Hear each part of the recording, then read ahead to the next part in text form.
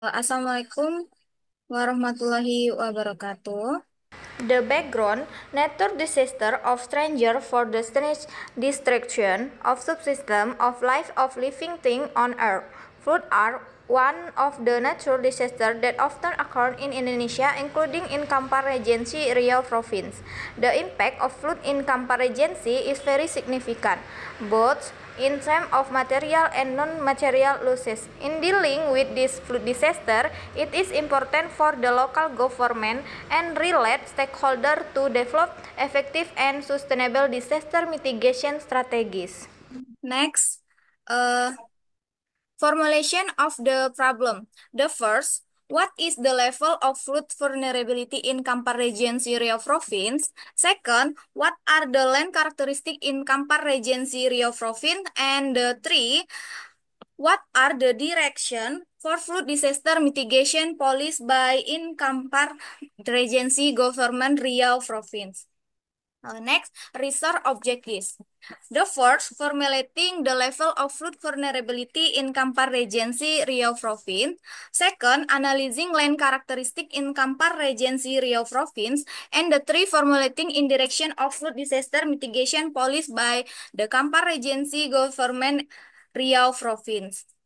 Next, the following is the concept framework. And next, research method.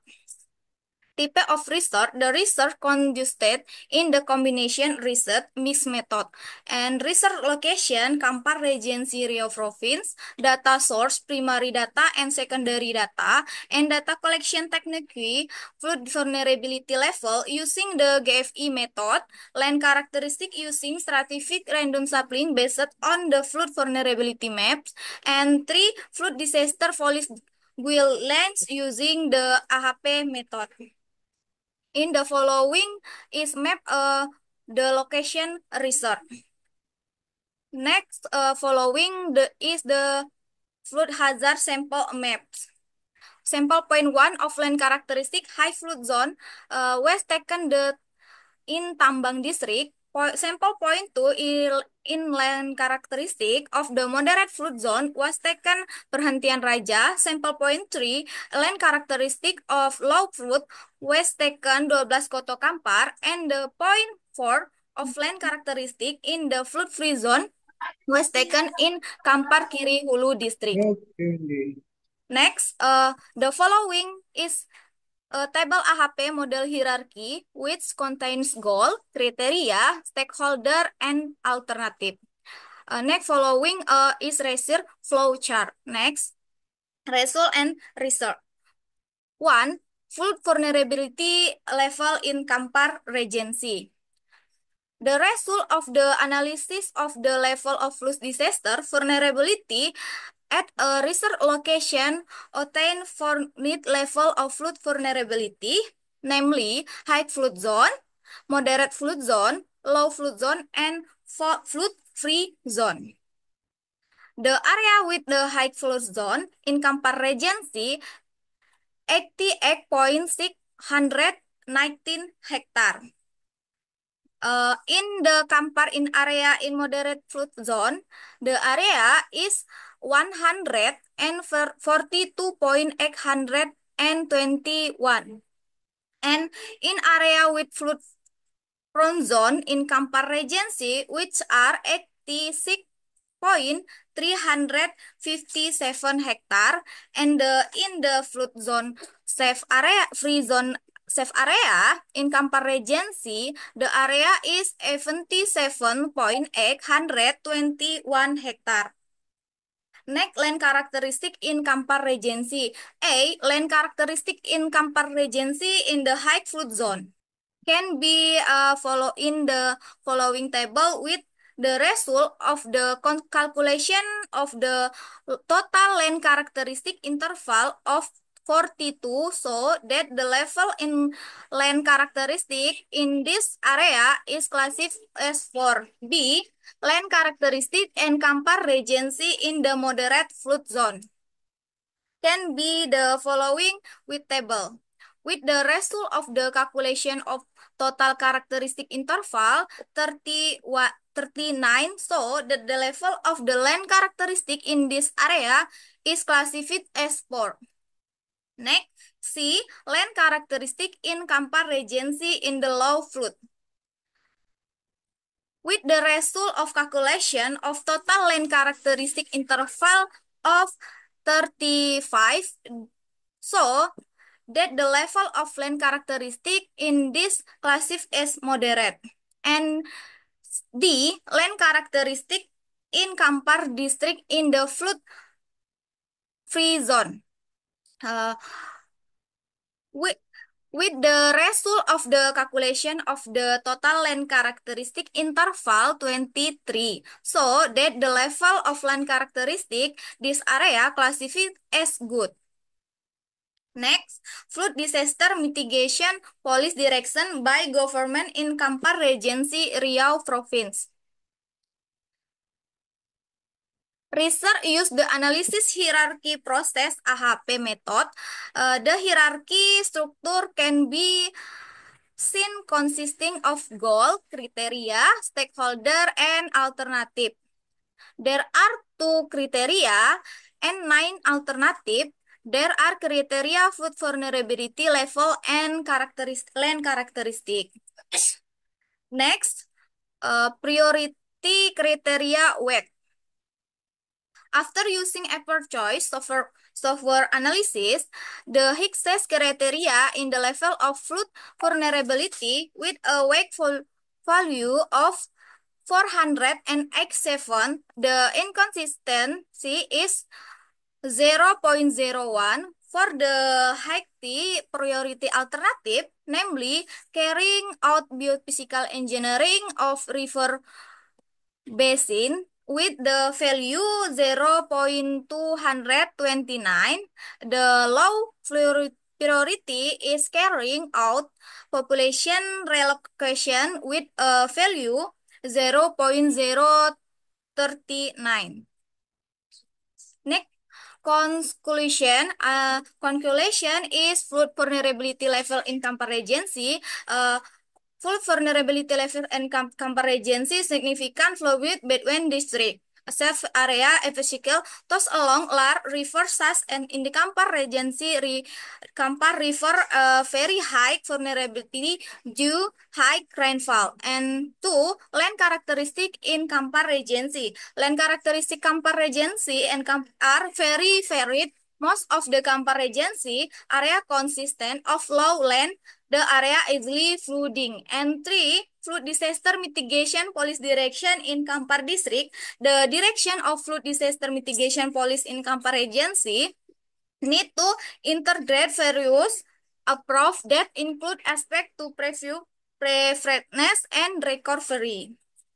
Some of the recommended policies include conduct water haze biophysical engineering, conducting interest water haze management, conducting disaster-based spatial planning in Kampar Regency, development of the early warning system. That all for my research result presentation. Billahi taufiq wal hidayah. Wassalamualaikum warahmatullahi wabarakatuh. Terima kasih Prof atas kesempatan yang diberikan. Selamat dulu ya untuk etika. Ya. Jadi karena ini sifatnya seminar hasil, ya berarti kalau seminar kan tidak boleh bertanya guys ya. Ya. Jadi saran-saran aja di sini. Ya, yang pertama itu coba dicek lagi abstrak. Ya. Bagi saya di draftnya abstraknya belum ada. Ya. Iya, Pak. Oke, kemudian di kata pengantar itu di dalam penulisan karya ilmiah tidak ada kata bapak dan ibu. Ya, kalau diikuti nama gelar. Ya. Misalnya Dr. Iswandi UMSI itu aja. Ya, enggak pakai bapak. Ya. Ya, Pak. Oke, selanjutnya di latar belakang etika. Saya udah baca ya latar belakang itu udah sampai di Kampar, kemudian meluas lagi. Jadi kalau di latar belakang itu kita berbicara tentang dari yang umum, kalau sudah sampai yang khusus di Kampar kita berbicaranya Kampar aja, jangan meluas lagi. Ini saya lihat udah sampai di Kampar, masalah di Kampar, kemudian meluas lagi bencana lagi. Ya, jadi artinya tentu di latar belakang itu lebih sifatnya mengerucut. Ya, jadi dari yang umum sampai ke yang khusus, atau bisa juga ya dari yang khusus ke yang umum. Nah, tapi sebagian orang lebih cenderung dari yang umum ke yang khusus. Ya, tapi sebenarnya boleh, tapi kita ada sampai di Kampar, ngapain lagi berbicara tentang bencana yang sifatnya umum lagi, ya, itu di latar belakang. Kemudian rumusan masalah dengan tujuan sudah oke. Nah, di metode, ya, di metode di awal saya lihat ada mix method di situ, ya.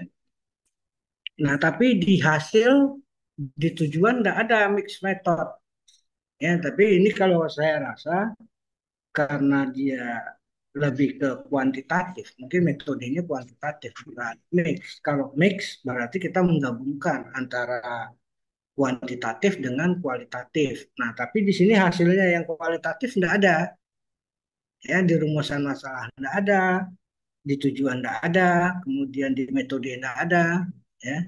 Nah, jadi ini saya rasa penelitian ini masuk pada penelitian kuantitatif, ya. Kemudian di tabel, gambar, nah itu semuanya harus ada sumber, ya.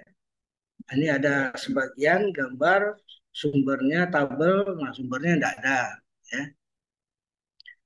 Ya, nah ini tingkat kerawanan hasil. Nah, eh, di hasil, ya, terutama tentang zona kerawanan, ya. Nah, ini ada beberapa hal, ya, terutama penulisan angka, ya. Nah, sumbernya juga kalau hasil sumbernya tentu analisis data tahun 2024, ya.